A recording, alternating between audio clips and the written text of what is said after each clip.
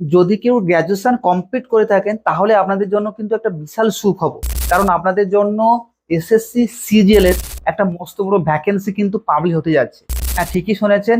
SSC CGL অর্থাৎ staff selection কমিশনের আন্ডারে যে সিজিএল পরীক্ষা হয়, অর্থাৎ কম্বাইন্ড গ্র্যাজুয়েট লেভেলে যে পরীক্ষাটা হয়, সেই পরীক্ষার নোটিফিকেশন কিন্তু ইতিমধ্যে জারি করেছে এবং এর রেজিস্ট্রেশন প্রক্রিয়া কিন্তু কিছুদিন পর শুরু হবে।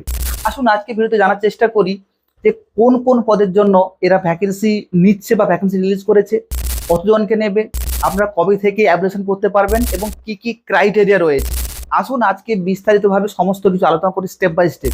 যারা এসএসসি সিজিএল পরীক্ষা দিতে চাইছেন বা অনেকদিন ধরে স্বপ্ন দেখছেন, আপনারা কিন্তু ভিডিওটাকে কোথাও স্কিপ করবেন না, প্রথম থেকে ভিডিওটা দেখবেন, অবশ্যই কিন্তু ফুল তথ্য কিন্তু পেয়ে যাবেন।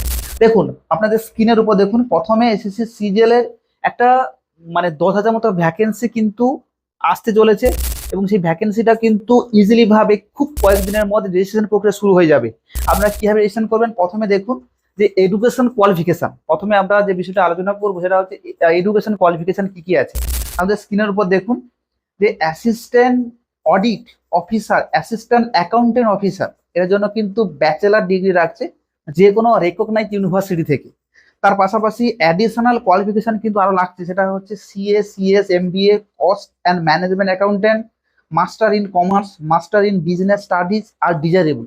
এই সমস্ত কোর্সগুলো কিন্তু অগ্রাধিকার রয়েছে। এই সমস্ত কোর্স যদি করে থাকেন, নাহলে প্লেন পাসের উপর কিন্তু আপনারা অ্যাপ্লিকেশন করতে পারবেন।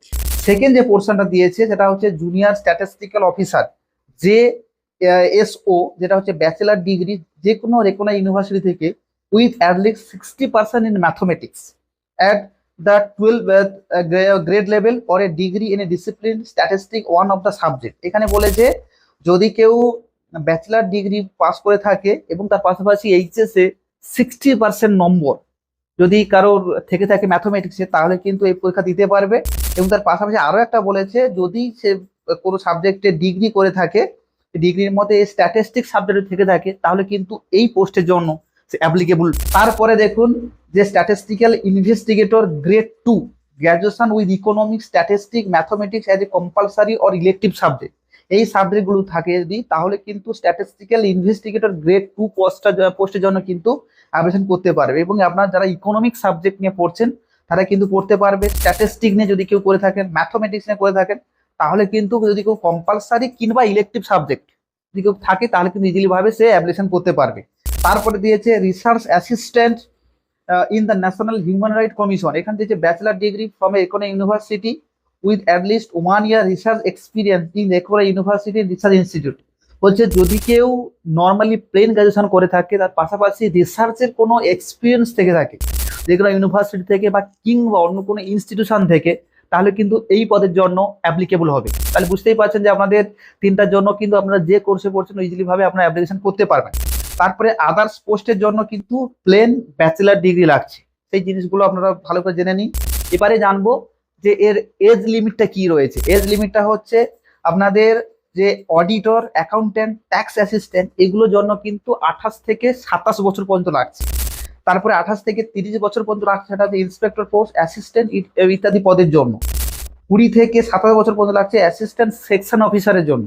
তার পাশে 20 থেকে 30 পর্যন্ত some assistant section officer position, up to 30 year 30 বছর পর্যন্ত inspector central excise and assistant audit officer ETC, এর জন্য কিন্তু আপনাদের 30 বছর পর্যন্ত কিন্তু ম্যাক্সিমাম এজ লাগছে। তারপরে 30 বছর উপরে 32 বছর পর্যন্ত কিন্তু জুনিয়র স্ট্যাটিস্টিক্যাল অফিসার, এটা কিন্তু অবশ্যই লাগছে।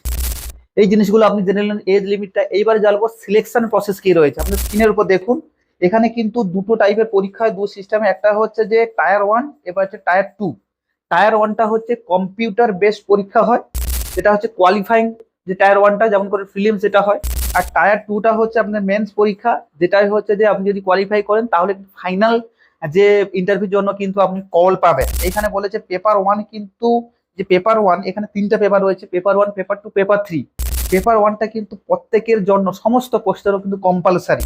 আর 2 নম্বর হচ্ছে পেপার 2 জন্য যারা হচ্ছে এই junior statistical officer in the ministry of statistic and programme implementation, এই পোস্টের জন্য এই কোশ্চেন, তারা কিন্তু পেপার 2টা কিন্তু তারা পরীক্ষা দিতে পারবে, তার থাকতে হবে। পেপার 3 হচ্ছে for candidate applying for the post assistant audit officer, assistant account officer, এই পোস্টের জন্য কোশ্চেন, তাদের জন্য কিন্তু পেপার 3টা থাকবে।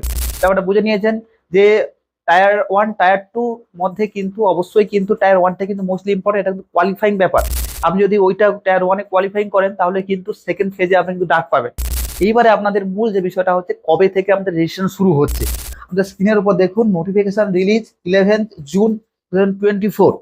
তার পাশাপাশি রেজিস্ট্রেশন স্টার্ট হচ্ছে 11 জুন 2024, মানে 2024-এর 11 জুন থেকে কিন্তু নোটিফিকেশন জারি করবে। রেজিস্ট্রেশন শুরু হবে ওই দিন থেকে। রেজিস্ট্রেশন এন্ড ডেট হচ্ছে 10 জুলাই 2024-এ এবং এক্সাম ডেট সেপ্টেম্বর অক্টোবর 2024-এ, মানে এই বছরে কিন্তু আমাদের পরীক্ষা হচ্ছে। তাই যারা এই পরীক্ষার জন্য অনেকদিন আগ্রহে বসেছিলেন অবশ্যই আপনাদের বলবো প্রিপারেশন শুরু করে দিন। আপনারা কিন্তু অবশ্যই একটা গোল্ডেন অপরচুনিটি পেয়েছেন। এমনিতে আমাদের ওয়েস্ট বেঙ্গলের চাকরি কম, তারপরে এরকম নোটিফিকেশন এসছে, আপনারা শুরু করে দিন, পড়া শুরু করে দিন, ডেফিনেটলি কিন্তু আপনারা সফল হবেন।